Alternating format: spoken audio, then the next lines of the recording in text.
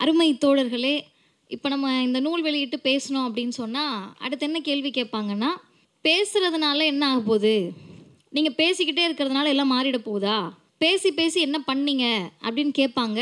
அதற்கு ஒரே பதில் தான், பேசி பேசி பேசி சாகின்ற வரை பேசி தமிழ்நாடு பீகார் போலவும் ராஜஸ்தான் போலவும் மாறாமல் தனிநிகர் தமிழ்நாடாக இருப்பதற்கு காரணம் தந்தை பெரியார் என்ற தலைவர்தான். அப்போ ஒரு பேச்சு என்ன பண்ணிட போகுது அப்படின்னு கேட்டால், இரண்டு வகையான மாற்றங்களை ஒரு பேச்சு கொடுக்கும்.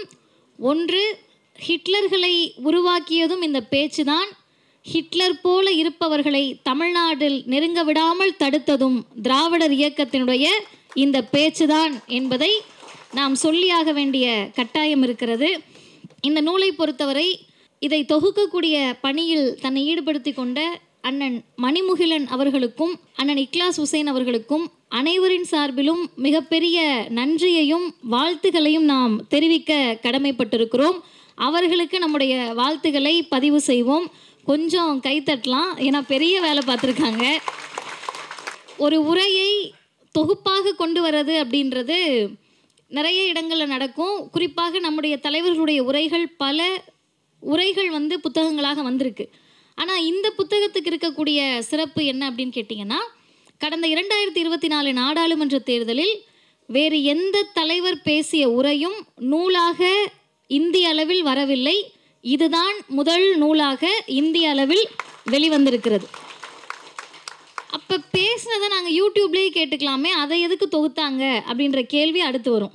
20 உரைகளை யூடியூப்பில் போட்டு வாக்கிங் போகிறப்ப நைட்டு தூங்குறதுக்கு முன்னாடி கேட்டுப்போமே, எதுக்கு இது புத்தகமாக வரணும் அப்படின்னு கேட்டால், அந்த உரைகள் எப்பயாவது டைம் பாஸுக்காக கேட்குற உரைகள் அல்ல. இனி வரக்கூடிய எல்லா தேர்தல்களிலும் நமது பொது எதிரியான பிஜேபி ஆர்எஸ்எஸ்ஐ வீழ்த்துவதற்கு அனைவரும் கையேடாக பயன்படுத்த வேண்டும் என்ற நோக்கத்தில் இதை நூலாக கொண்டு வந்திருக்கிறார்கள். இப்போ இதில் மொத்தம் 20 உரைகள் இருக்கிறது. இந்த 20 உரைகள் அப்படின்னு சொல்கிறதுக்கு முன்னாடி நம்ம ஒரு விஷயத்தை மறந்துடவே கூடாது. ஒரே நாடு ஒரே தேர்தல் அப்படின்னு திரும்ப திரும்ப சொல்லிக்கிட்டே இருக்காங்க. அப்போ ஒரு விவாத நிகழ்ச்சியில் ஒரு நெறியாளர் என்கிட்ட கேட்டார், இந்த ஒரே நாடு ஒரே தேர்தல் அதை எப்படி பார்க்குறீங்கன்னாங்க. ஒரே நாளில் தேர்தல் நடத்துவதற்கே வக்கற்றவர்கள் ஒரே நாட்டில் ஒரே தேர்தலை எப்படி நடத்துவார்கள்? 7 கட்டமாக நடந்துச்சு நாடாளுமன்ற தேர்தல். அந்த 7 கட்டமாக நடந்த நாடாளுமன்ற தேர்தலில் இவர்கள் நினைத்திருந்தால், இவர்களுடைய கூட்டணியில் இருக்கக்கூடிய தேர்தல் ஆணையம் நினைத்திருந்தால், இவர்களோடனா பிஜேபியோடு கூட்டணியில் இருக்கக்கூடியவர்கள் நினைத்திருந்தால் 4வது கட்டமாகவோ 5வது கட்டமாகவோ தமிழ்நாடுடைய தேர்தலை நடத்தியிருக்க முடியும்.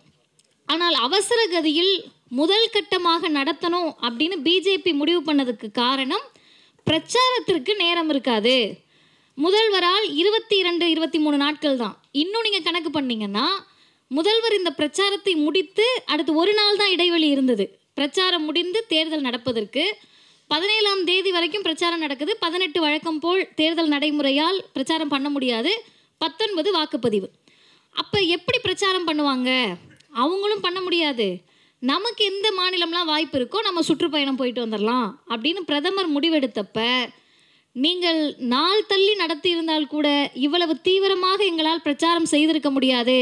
இந்த குறுகிய காலத்தில் முதல் கட்டமாக இருந்தாலும் சரி, 7வது கட்டமாக இருந்தாலும் சரி, 40க்கும் 40 நாங்கள் தான் என்பதை முடிவு செய்த தேர்தல் கடந்த நாடாளுமன்ற தேர்தல்.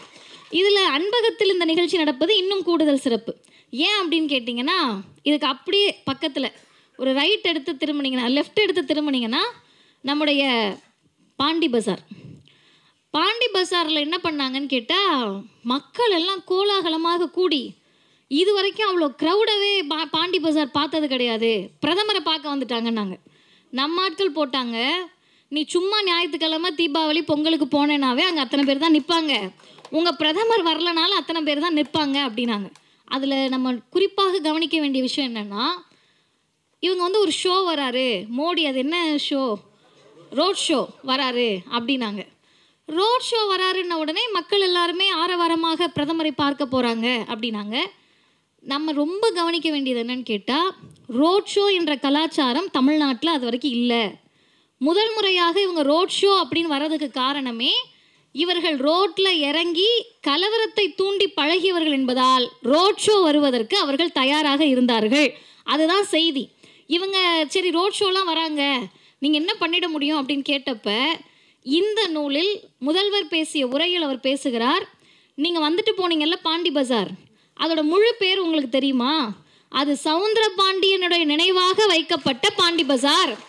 நீ அங்கே வந்துட்டு திராவிட இயக்கத்திற்கு எதிராக வாக்கு கேட்டால் எங்கள் மக்கள் எப்படி உங்களுக்கு வாக்களிப்பார்கள் என்ற கேள்வியை இந்த நூலில் முதல்வர் பதிவு செய்திருக்கிறார் இந்த உரையில். ரெண்டாவது முக்கியமான செய்தி, இந்த தலைப்பு ஃபாசிசத்துக்கு எதிரான ஸ்டாலின் குரல் அப்படின்னு இருக்கு.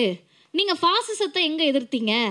ஃபாசிசம் என்ற அந்த கோட்பாட்டை திராவிடர் இயக்கம் எப்போ இருந்து எதிர்க்குது அப்படின்ற கேள்விக்கு சரியான பதில் என்னவாக இருக்கும்னா, நீதி கட்சி தோன்றிய வரலாறே ஃபாசிச எதிர்ப்பினுடைய தொடக்க புள்ளியாக தான் நாம் பார்க்க முடியும். ஏன் நீதி கட்சி தோன்றினதே ஃபாசிசத்தினுடைய எதிர்ப்பினுடைய தொடக்க புள்ளி அப்படின்னு கேட்டிங்கன்னா, ஃபாசிஸ்டுகளுடைய முதன்மை நோக்கம் என்ன அப்படின்னு ஆய்வாளர்கள் லிஸ்ட் பண்ணுறாங்க. அதில் முதல் 2 காரணம் சொல்கிறாங்க. முதல் காரணம், ஃபாசிசவாதிகள் என்ன பண்ணுவாங்கன்னா, they will create the false enemies அப்படின்றாங்க. பொய்யான இல்லாத ஒரு எதிரிகளை கட்டமைப்பார்கள். இப்போ ஒன்று வேண்டாம், நம்ம இங்கே உட்காந்துருக்கோம், திடீர்னு என்ன பண்ணுவாங்கன்னா, இதுவே ஒரு பிஜேபி கூட்டமாக இருந்தால் இஸ்லாமியர்கள் நம்ம என்ன செய்கிறார்கள் தெரியுமா? இன்னைக்கு ஃபாசிஸ்ட் ஒருத்தர் பேசியிருக்காரு, ஹச் ராஜா, கைது பண்ண வராங்க. அவர் என்ன பேசியிருக்காருன்னு கேட்டால், இது என்ன இந்தியாவா பாகிஸ்தானா, நீ என்ன மணிகண்டனா இல்லை ஏதோ இஸ்லாமிய பேரை கேட்டு அவனா அப்படின்னு கேட்டிருக்காரு. இது யோசிச்சு பாருங்க, கைது செய்ய வருகிற போது எப்படி கைது பண்ணுவாங்க? இந்தியாவில் வேறு மாதிரி, பாகிஸ்தானில் வேறு மாதிரி, ஒரு நாட்டிலே ஒரு மாதிரி கைது பண்ணுவாங்களா?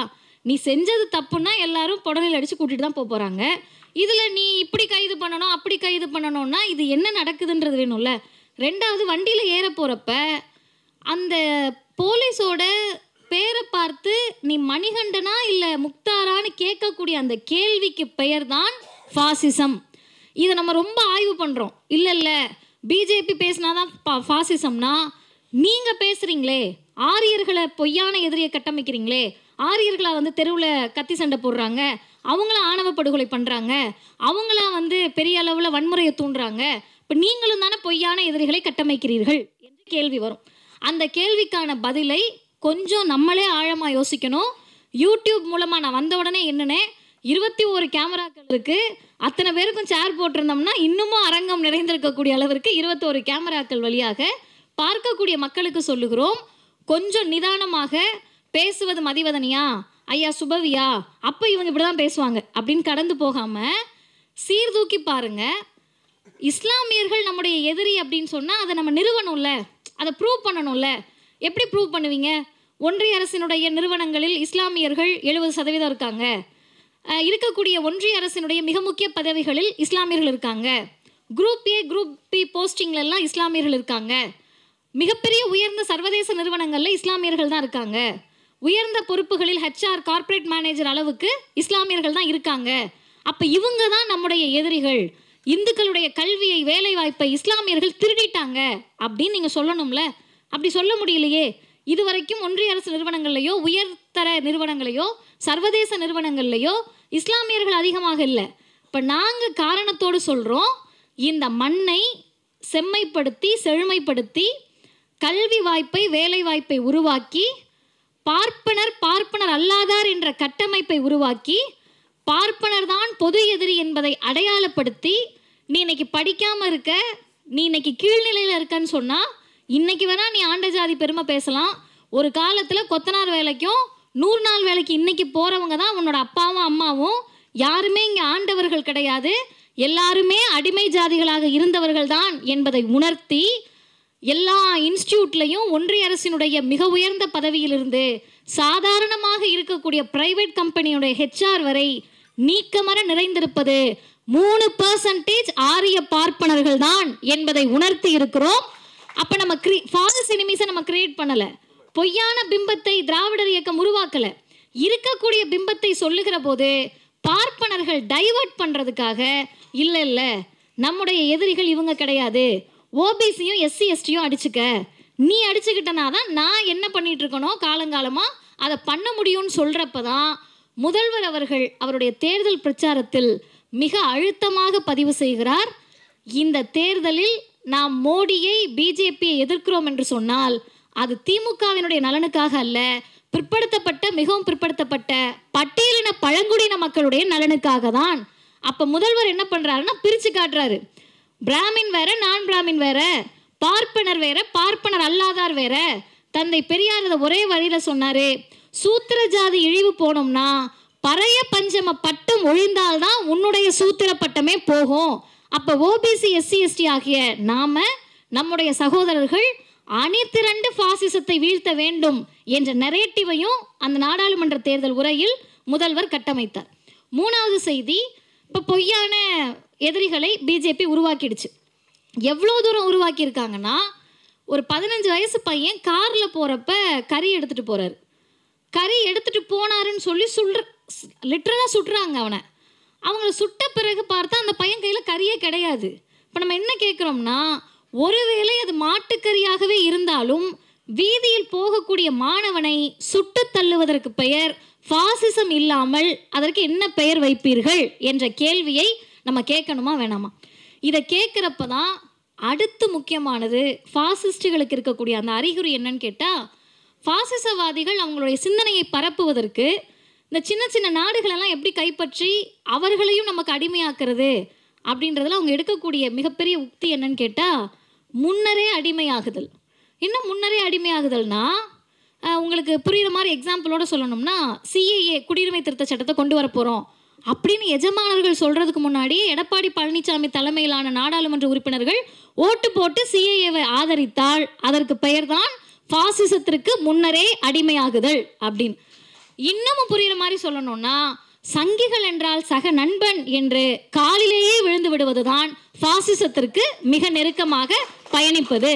அப்போ இந்த முன்னரே அடிமையாதல் அப்படின்றத எதிர்த்து நின்றவர் தமிழ்நாட்டினுடைய முதலமைச்சர் தளபதி ஸ்டாலின் என்பதை எந்த கட்சியில் இருந்தாலும் நாம் ஏற்றுக்கொண்டுதான் ஆக வேண்டும். நான் அடிமையாக இருக்க முடியாதுன்னு அவர் டிக்ளேர் பண்ணுறாரு. உனக்கு நான் அடிமையாக இருக்க முடியாது, நீ யாரா வேணா இருந்துட்டு போ, நான் ஒன்றிய அரசு அப்படின்னு சொல்லாமல் நான் மத்திய அரசு, நீ மத்தியஸ்தம்லாம் பண்ண முடியாது, நீ எங்களுக்கு கொடுக்கணுமா வேணாமான்னு டிஸ்கஷனே கிடையாது. இந்திய அரசமைப்பு சட்டப்படி எனக்கு கொடுக்கறத நீ கொடுத்து தான் ஆகணும், ஏனென்றால் நீ மத்திய அரசு கிடையாது, ஒன்றிய அரசு என்று நாடாளுமன்ற தேர்தலுக்கு முன்பே உனக்கு நான் அடிமையாக முடியாது என்று சொன்ன மாநிலம் தமிழ்நாடு, சொன்ன முதல்வர் தளபதி ஸ்டாலின் அவர்கள். இது ரெண்டாவது. அதுக்கு அடுத்து ஃபாசிஸ்டுகளுடைய அணுகுமுறை என்னவா இருக்கும் அப்படின்னு ஆய்வாளர்கள் சொல்கிறாங்கன்னா, முதல்ல பொய்யான எதிரிகளை கட்டமைச்சாச்சு. அந்த எதிரிகளை அடிமையாக்குவதற்கு நீ வர்றதுக்கு முன்னாடி நானே நெடுஞ்சான் கிடையா விழுந்துருவேன்ற கட்டமைப்பை உருவாக்கியாச்சு. நான் சொல்ல சொல்ல இங்கே இருக்கக்கூடிய சரணாகதி அடைந்தவர்களை நீங்கள் யோசிச்சு பார்த்துக்கலாம்.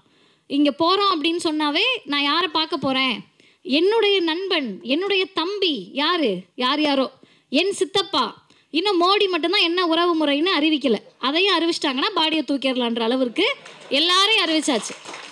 அடுத்த மூணாவது கட்டம் தான் இங்கே இருக்கக்கூடிய குழுக்களை பிரிப்பது. சிறு சிறு குழுக்களாக நம்மை பிரித்து நம்மளை சண்டை போட விட்டுட்டு பொது எதிரியை இருட்டடிப்பு செஞ்சுருவாங்க.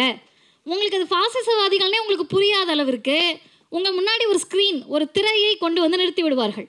அந்த திரைக்கு அவர்கள் ஒரு பேராக வைப்பாங்க. இப்போ தமிழ்நாட்டு சூழலுக்கு அதை பொருத்தி பார்க்கணுன்னு சொன்னீங்கன்னா, நீங்கள் இந்தி எதிர்ப்பை பற்றி பேசிகிட்டு இருப்போம், நம்ம புதிய கல்விக் கொள்கை எதிர்ப்பை பற்றி பேசிகிட்டு இருப்போம். அவங்க என்ன பண்ணுவாங்கன்னா, சம்மந்தமே இல்லாமல் ஒரு நடிகரை கூப்பிட்டு ஃபாசிசமாக பாயாசமானு பேச வைப்பாங்க.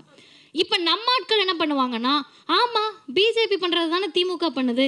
நான் வெளிப்படையாக கேட்குறேன், ஆரியமும் திராவிடமும் ஒன்றுன்னு சொல்கிறது எவ்வளோ பெரிய அயோக்கியத்தனமோ அதே அளவிற்கு அயோக்கியத்தனம் பிஜேபியும் திமுகவும் ஒன்றுன்னு சொல்கிறது. நீங்கள் டிக்ளேர் பண்ணுறதுக்கு நமக்கு ஒரு நரேட்டிவ் செட் பண்ணிட்டீங்க, அதுக்கான ஆய்வுகளை நம்ம நடத்தணும்ல, எப்படி இவங்க ரெண்டு பேரையும் ஒன்றா நிறுத்துறேன்னு. இதெல்லாம் விட மிகப்பெரிய, எனக்கு அது என்ன வார்த்தை சொல்கிறேன்னு தெரியல, ஏன்னா ஐயாலாம் இருக்காங்க, கடுமையான வார்த்தையை நான் சொல்ல முடியாது.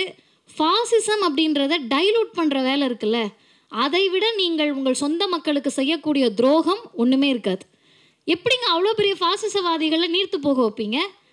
பில்கிஷ் பானுவை பற்றி சொன்னாரே, அந்த ஃபாசிசவாதிகளை நீங்கள் காப்பாற்றுறதுக்காக திமுகவையும் சேர்த்துக்கிறீங்கன்னு தானே அர்த்தம். ஃபாசிசவாதிகளை காப்பாற்றுவதற்காக நடக்கக்கூடிய எல்லா பிரச்சனைகளையும் திசை திருப்பி நீங்கள் பிஜேபிக்கு சாமரம் வீசிக்கிட்டு இருக்கீங்க. அப்போ அதற்கு எங்களை போல பேசக்கூடியவர்கள் என்ன பண்ணுறீங்கன்னு கேட்டால், நீ இந்த பிரச்சனைக்கு பேசுனியே, இந்த பிரச்சனைக்கு பேசுனியா என்ற கட்டத்திற்கு வருகிற போதுதான் நாங்கள் திரும்ப கேட்குறோம், திமுகவையும் பிஜேபியையும் ஒரே நேர்கோட்டில் வைக்கக்கூடியவர்கள் தயவு செய்து ஆர்எஸ்எஸ்ஸின் சித்தாந்தத்தை படிப்பதற்கு முன்பாக ஆர்எஸ்எஸ் இந்திய அரசமைப்பு சட்டத்தை பற்றி என்ன பேசுதுன்னு படிச்சுட்டு வாங்க. படிச்சுட்டு வந்த பிறகு நீங்கள் பாசிசவாதிகள் தான் திமுகன்னு சொல்லுங்கள். அதை படித்து விட்ட பிறகு திமுகவுடைய தேர்தல் அறிக்கையை வாசிங்க. தேர்தல் அறிக்கைலாம் வாசிக்க உங்களுக்கு நேரம் இருக்காது. அதை யாராவது வாசித்து உங்களுக்கு எழுதி கொடுக்குறவருக்கு தான் நேரம் இருக்கும். அதனால் அதை விட்டுருவோம். என்ன செஞ்சுருக்குன்னு உங்களுக்கு தெரியும்ல, டிவி பார்ப்பீங்கல்ல. இப்போ மகளிர் உரிமை தொகை, புதுமை பெண் திட்டம், நான் முதல்வன், தமிழ் புதல்வன், காலை உணவு திட்டம், இந்த மாதிரி விஷயங்கள்லாம் சும்மா போகிற போக்கிலேயே உங்களுக்கு தெரிஞ்சிருக்கும்ல தமிழ்நாடு முழுவதும். அதை அடுத்து கொண்டு வாங்க. அதுக்கு முன்னாடி இந்திய அரசமைப்பு சட்டத்தை பற்றி என்ன சொல்லுச்சு ஆர்எஸ்எஸ்? புரட்சியாளர் அம்பேத்கர் அவர்கள் இந்திய அரசமைப்பு சட்டத்தை எழுதுகிற போது அவர் ரொம்ப தெளிவாக சொன்னார், இந்த அரசமைப்பு சட்டம் ஃப்ளெக்சிபிளாக இருக்கணும்னாரு. இது ரிஜிடாக இருக்கக்கூடாது, இது அப்படி யாராலையும் மாற்ற முடியாதுன்னு சொல்கிறதுக்கு இது மனு தர்மம் கிடையாது, அனைவருக்குமான இந்திய அரசமைப்பு சட்டம், அதை காலத்திற்கேற்றவாறு நீங்கள் மாற்றிக்கொள்ளலாம் அப்படின்னு சொன்னார். அந்த இந்தியன் கான்ஸ்டியூஷன் ஆர்எஸ்எஸ்னுடைய கண்களை உறுத்தி கோல்வால்கர் ரொம்ப தெளிவாக சொல்லுகிறார், இந்த அரசமைப்பு சட்டம் நமக்கானது கிடையாது. நமக்கானதுன்னா யாரு? ஆரியர்களுக்கானது கிடையாது.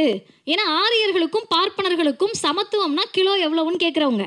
ஆனால் இந்திய அரசமைப்பு சட்டம் முதல் வார்த்தையே சமத்துவத்தை பற்றி தான் பேசுகிறது. தோழர்கள் தயவு செய்து காது கொடுத்து கேளுங்கள். எனவே நமது அரசியலமைப்பு சட்டத்தின் கூட்டாட்சி வடிவம் பற்றிய பேச்சை குழி தோண்டி புதைத்து விடுவது நல்லது. இது கோல்வால்கர் சொன்ன பஞ்ச் ஆஃப் தாட்ஸில் 3வது பதிப்பு பக்கம் 474 இருக்குது. இந்த வார்த்தையை மட்டும் புரிஞ்சுக்கங்க. நமது அரசியலமைப்பு சட்டத்தின் கூட்டாட்சி வடிவம் பற்றிய பேச்சை, கூட்டாட்சி வடிவத்தை பற்றி கிடையாது, நீ அதை பற்றி பேசவே கூடாது, அந்த பேச்சை குழி தோண்டி புதைத்து விடுவது நல்லது. தன்னாட்சி அல்லது அரை தன்னாட்சி பெற்ற மாநிலங்களின் இருப்பை, அதாவது தமிழ்நாடு போன்ற மாநிலங்களை இருந்த இடம் தெரியாமல் அழித்து விட வேண்டும்.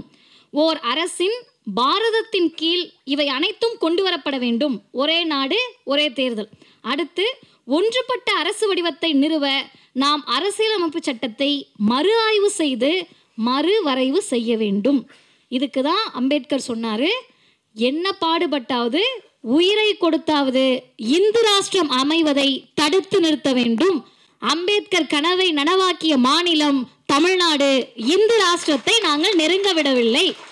அம்பேத்கர் பேசியதை சொன்னதை 40க்கு 40 ஒரு இடம் கூட இந்துத்துவவாதிகளான ஆர்எஸ்எஸ் வாதிகளான பிஜேபியை நாங்கள் தமிழ்நாட்டில் காலூன்ற விடவில்லை என்று முத்துவேல் கருணாநிதி ஸ்டாலின் உலகத்திற்கு சொல்லுகிறார். இதில் இந்த 3 வரிகளை நான் கொஞ்சம் ஒரு எடுத்துக்காட்டு சொல்லி 5 செய்திகளோடு நிறைவு செய்கிறேன். முதல் செய்தி, இந்த தன்னாட்சின்ற வார்த்தை ஏன் ஆர்எஸ்எஸ் உறுத்துது அப்படின்னு கேட்டிங்கன்னா, நீங்கள் தன்னாட்சின்னு வந்துடுறப்பயே உங்கள் மாநிலத்துக்கான சுயமரியாதையை பேச ஆரம்பிச்சிருவீங்க. நீங்கள் தன்னாட்சின்னு வர்றப்பயே உங்கள் மாநில மக்களுக்கான உரிமையை பேச ஆரம்பிச்சிருவீங்க. தன்னாட்சின்னு வர்றப்பயே மாநில சுயாட்சியை பேச ஆரம்பிச்சிருவோம். இப்போ சொல்லுங்கள், நியாயவான்கள் ஒன்று கூடி பேசி ஒரு முடிவுக்கு வாங்க. தன்னாட்சியை பேசக்கூடிய திமுகவும் பாசிசவாதிகள், தன்னாட்சியே இருக்கக்கூடாதுன்னு சொல்கிற பிஜேபியும் பாசிசவாதியா?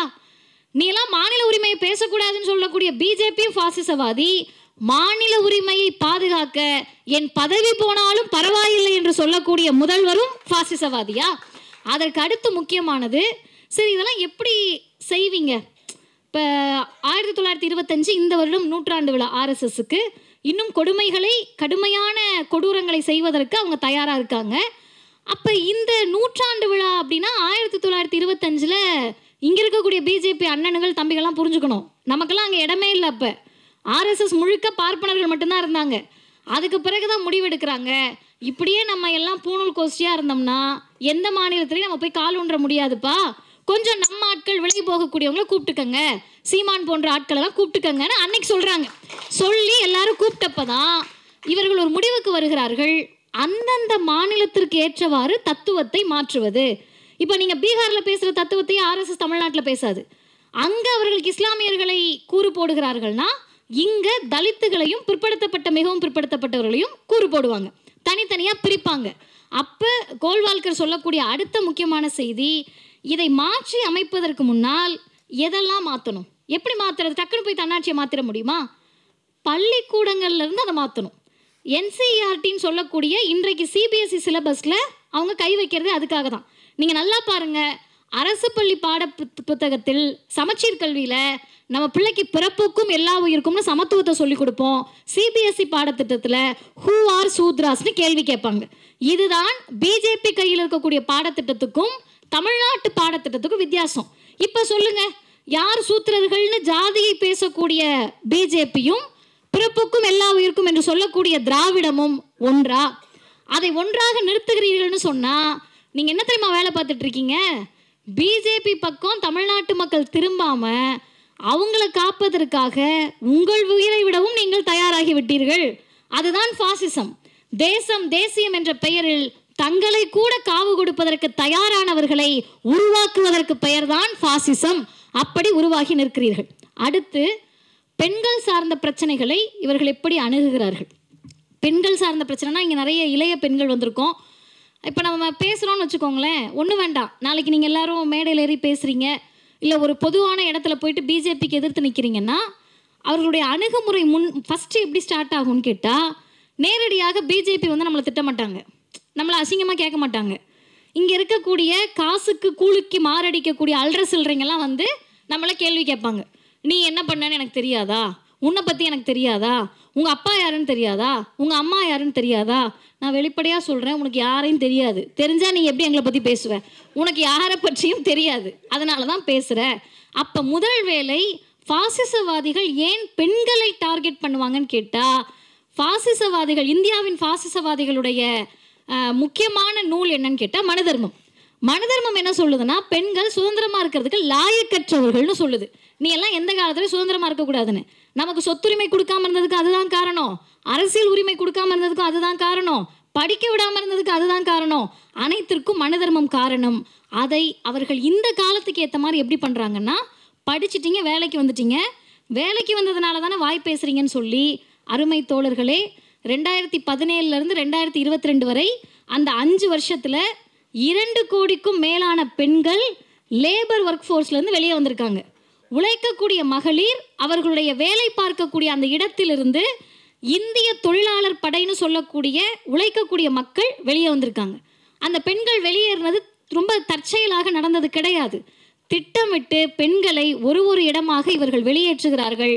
அதனுடைய மிகப்பெரிய எடுத்துக்காட்டு தான் மல்யுத்த வீராங்கனைகளுக்கு நடந்தது. அதனுடைய மிகப்பெரிய எடுத்துக்காட்டு தான் நீங்கள் பெண்களுக்கு எதிராக வன்முறை நடக்குதுன்னு குரல் கொடுத்தீங்கன்னா அதை நீர்த்து போக செய்வதற்காக பிஜேபி எம்எல்ஏ எம்பியே வீதிக்கு வருவாங்க. இது பாசிசமும் பாயாசமும் ஒன்றா? தமிழ்நாட்டினுடைய அமைச்சரை நான் மேடையில் வச்சுட்டே சொல்கிறேன், ஏதாவது ஒரு பெண்ணுக்கு எதிராக பாலியல் வன்கொடுமை நடந்துட்டா திமுகவுடைய அமைச்சர்களும் சட்டமன்ற உறுப்பினர்களும் யாராவது ஒருத்தர் வீதியில் இறங்கி பாதிக்கப்பட்ட பெண்ணுக்கு எதிராக திமுக கொடியை தூக்கினால் அடுத்த நாள் அவங்க கட்சி பொறுப்பிலிருந்து நீக்கப்படுவார்களா மாட்டார்கள்? எங்க எடுத்துக்காட்டு சொல்லுங்க. விழுப்புரத்தில் ஒரு பெண்ணுக்கு பாலியல் வன்கொடுமை நடக்குது. சட்டமன்றத்திற்குள் நின்று முதல்வர் சொன்னார், என் கட்சியை சேர்ந்தவங்களாகவே இருந்தாலும் நான் தண்டனை வாங்கி கொடுப்பேன், கட்சி பொறுப்பிலிருந்து அவரை நீக்குகிறேன் என்று முதல்வர் சொன்னார். இவங்க 2 பேரையும் ஒரே தட்டில் வைக்கிறீங்கன்னு வச்சுக்கோங்களேன், உங்க நோக்கம் என்ன தெரியுமா? பில்கிஸ் பானுவை மறக்கடிப்பதற்கு நீங்கள் இருவரையும் ஒரே தட்டில் நிறுத்துகிறீர்கள். மல்யுத்த வீராங்கனைகள் பிரச்சனையை திசை திருப்புவதற்கு நீங்கள் இருவரையும் ஒரே தட்டில் நிறுத்துகிறீர்கள். ஆசிஃபா என்ற குழந்தைக்கு எதிராக, ஆதரவாக இல்லை, எதிராக தேசிய கொடியோடு பிஜேபி எம்எல்ஏக்களை காப்பாற்றுவதற்காக பாசிசவாதிகளை திமுகவோடு ஒப்பிடுகிறீர்கள். அருமை தோழர்களே, இவ்வளோ நேரம் நீ சொன்னதுக்கும் முதல்வர் பேசின உரைக்கும் என்னம்மா சம்பந்தம் இந்த புத்தகத்துக்குன்னு கேட்டிங்கன்னா, இதுவரை நான் பேசிய அனைத்து செய்திகளையும் இந்த நூலில் முதல்வருடைய உரையில் அமைந்திருக்கிறது. அதை அவர் ரொம்ப சுருக்கமாக சொல்கிறாரு. 4 வார்த்தையில் பிஜேபியை முதல்வர் டிஃபைன் பண்ணுறாரு. முதல்வர் மட்டுமல்ல, நாம் அனைவருமே அப்படி தான் டிஃபைன் பண்ணுறோம். பிஜேபி என்பது பன்முகத்தன்மைக்கு எதிரானது. நீலாம் ஒரே மாதிரி இருக்கணும்னு நான் சொல்ல முடியாது. எனக்கு பிடிச்சிருக்குன்றதுக்காக நீங்கள் எல்லாம் கருப்பு சட்டை போட்டுக்கங்கன்னு நான் சொல்ல முடியுமா? எனக்கு கருப்பு சட்டை பிடிக்கும். இன்றைக்கு காலை நான் ஐயா கிட்ட பகிர்ந்துக்கணும்னு நினச்சேன். பால பிரஜாபதி அடிகளார் ஃபோன் பேசிட்டு அந்த ஐயா சொல்கிறார், எனக்கே அதிர்ச்சி ஆயிடுச்சு, உங்கள் கடவுள் இல்லைன்ற கொள்கை எனக்கு பிடிக்காதுமா, ஆனால் நாங்கள் சித்ரா பௌர்ணமி நிகழ்ச்சி நடக்கிறப்ப பெண்ணுரிமையை பற்றி பேசுவதற்கு நீங்கள் எங்கள் ஊருக்கு வர முடியுமான்னு ஃபோன் பண்ணுறாருன்னா அதுதான் தமிழ்நாடு. அவர்கள் பேசக்கூடிய அந்த சித்தாந்தத்தை கருப்பு சட்டை போட்டுட்டு மதிவதனி பேசினாலும் அவங்களுக்கு பிரச்சனை கிடையாது, கலர் சேலை கட்டிட்டு சாமி கும்பிட்ற பெண் பேசினாலும் அவங்களுக்கு பிரச்சனை கிடையாது. இந்த பன்முகத்தன்மையை சிதைப்பது பிஜேபி. ரெண்டாவது, சமத்துவத்திற்கு எதிரானவர்கள். சமத்துவத்துக்கு எதிரானவர்கள் என்று சொல்லுகிற போது சாரதா தேவி அக்கா அவர்கள் சொன்ன அந்த செய்தியை நாம் நிச்சயம் பேசியே ஆக வேண்டும். சொல்லாமல் நம்மளால் அதை தவிர்க்க முடியாது. தலித்துகளுக்கு எதிரான படுகொலைகள் நாளுக்கு நாள் அதிகரிக்கிறது அப்படின்னு சொல்கிறப்ப ஆண்ட ஜாதி பெருமை பேசக்கூடிய மாணவர்களிடத்தில் தொடர்ந்து உரையாடல்களை நாங்கள் நிகழ்த்தி கொண்டு தான் இருக்கிறோம்.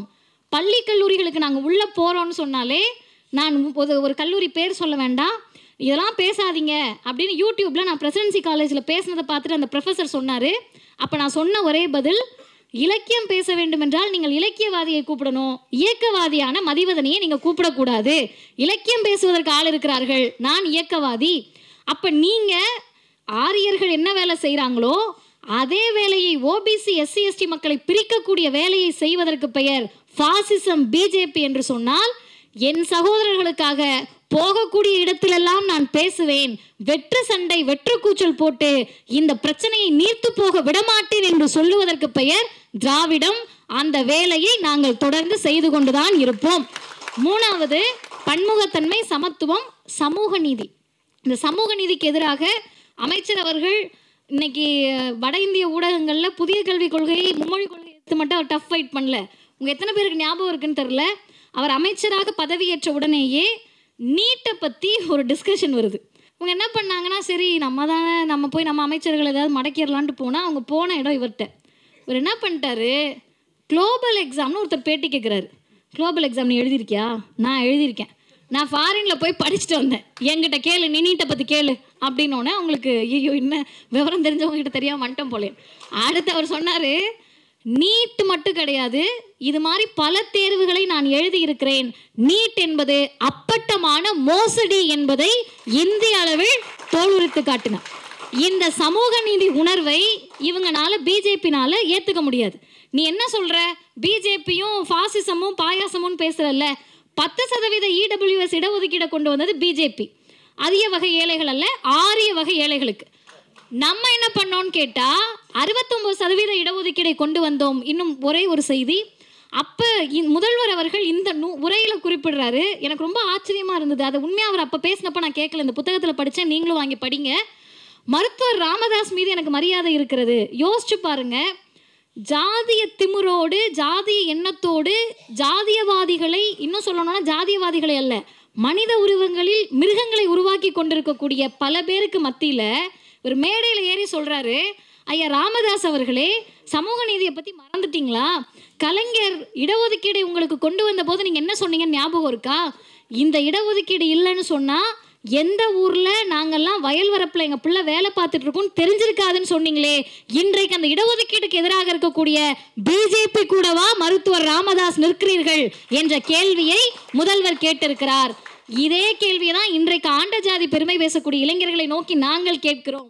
ஏதோ ஒரு இடத்துல கொத்தனார் வேலை, மண்வெட்டி எடுத்துட்டு வயல் வரப்பில் வேலை, 100 நாள் வேலை, விவசாய வேலை, கூலிகளாக தினக்கூலிகளாக இருந்த சமூகத்தை, ஆடு மாடு மேய்த்து கொண்டிருந்த சமூகத்தை படிச்சா உருட்டுருவேன்னு கூப்பிட்டு வந்தா முடியாது, நான் திரும்ப யாரையாவது வெட்டிட்டு ஜெயிலுக்கு தான் போவேன்னு சொன்னா அந்த இளைஞர்களை உருவாக்கக்கூடிய பணியை செய்து கொண்டிருப்பதற்கு பெயர்தான் ஆர்எஸ்எஸ், பிஜேபி, பாசிசம்.